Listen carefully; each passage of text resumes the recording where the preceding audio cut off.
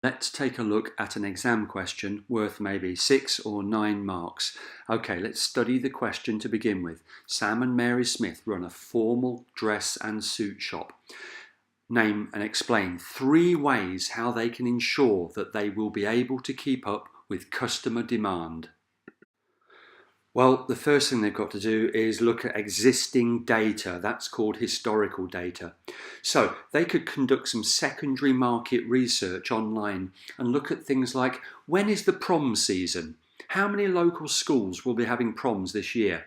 When do people typically get married and want to buy new costumes? They can do secondary market research online. If they've been in business for a while, they can also look at their own past sales data. Which months of the year are the busy periods? When are the quiet periods? So they have to make use of historical data and patterns and trends and data about patterns and trends. That's really important. That would be a sensible way to do some background research, some secondary market research. The next thing to do is, on the back of their research and having looked at the data, is to plan for appropriate staffing. Have they got enough people to take the orders? Have they got enough people to get the costumes ready during the really busy days and the peak periods? That's a good phrase. When a business is busy, it's called a peak business period.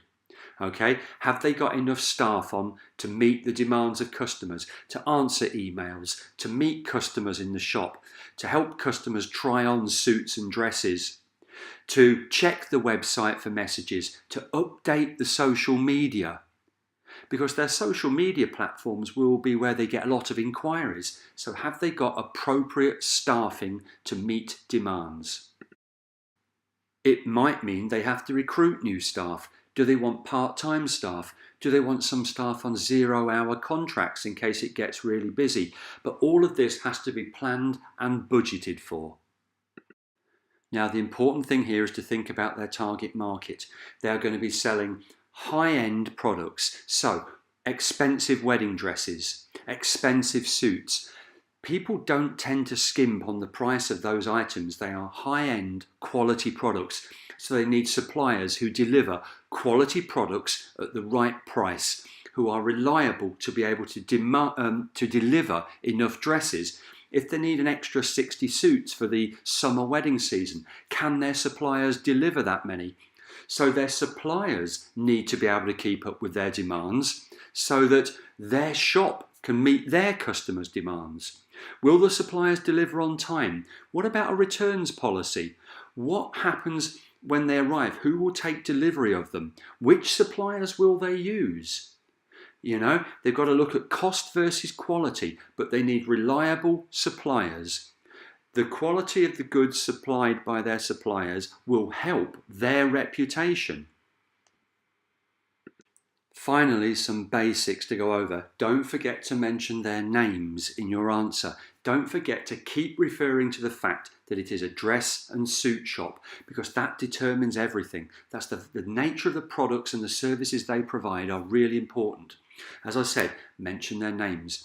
Mention the fact that to meet demand is an important part of generating profit.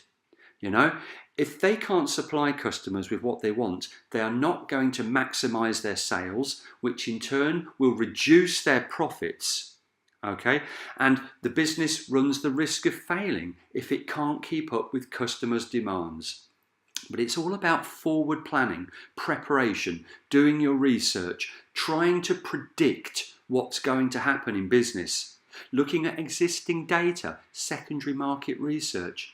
All of these things increase the chances of a business being competitive and surviving and making a healthy profit.